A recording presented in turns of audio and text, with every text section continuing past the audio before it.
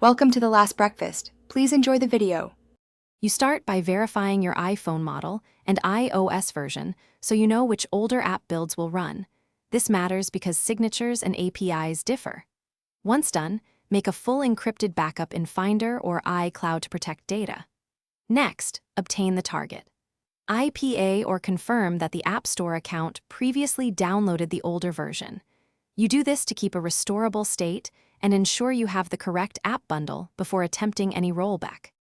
Now you install Apple Configurator or a reputable sideloading tool. These let you install specific IPA files. Connect your device via USB and accept trust prompts so the tool can communicate.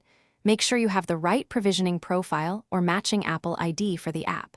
Then remove the current app only if needed and use the tool to install the downloaded IPA. You do this because direct App Store downgrades are blocked, so sideloading with proper signing is the viable path. Finish by launching the downgraded app and restoring app-specific data from your encrypted backup if it didn't carry over automatically. This preserves settings and progress.